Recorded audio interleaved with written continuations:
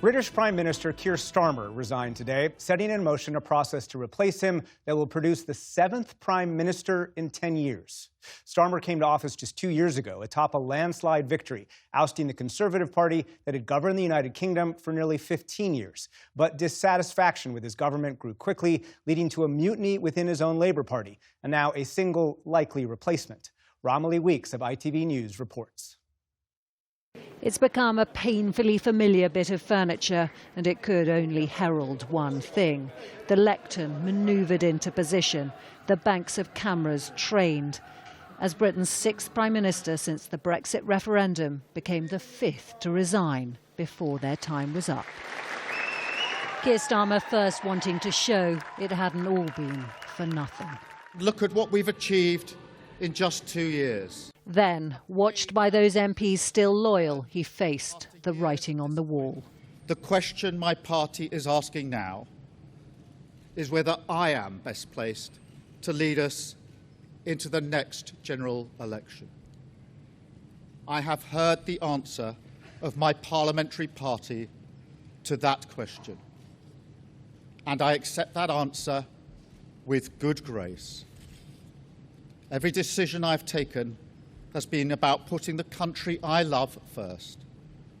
That is why I will resign as leader of the Labour Party.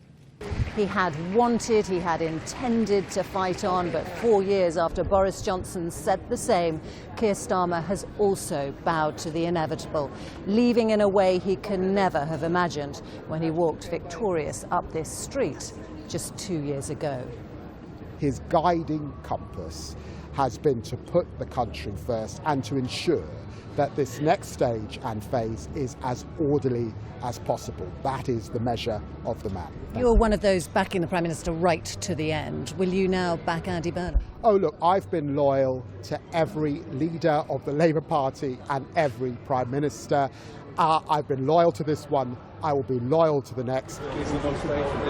As for the man who wants to be next, Andy Burnham, so-called King of the North, made an almost regal procession southwards. His train tracked from Manchester to Euston, where he dodged waiting crowds and sped off in a cab, arriving in Westminster to be sworn in. We now come to Andy Burnham, member for Makerfield.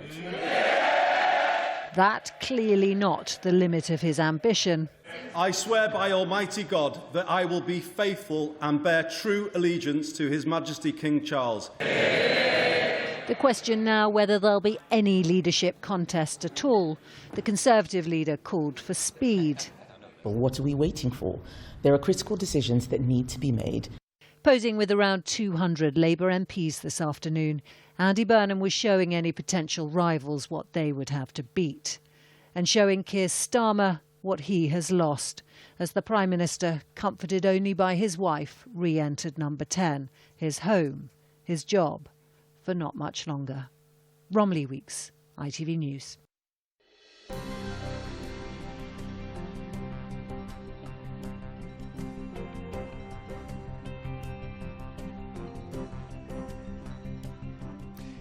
Support journalism you trust. Support PBS News. Donate now, or even better, start a monthly contribution today.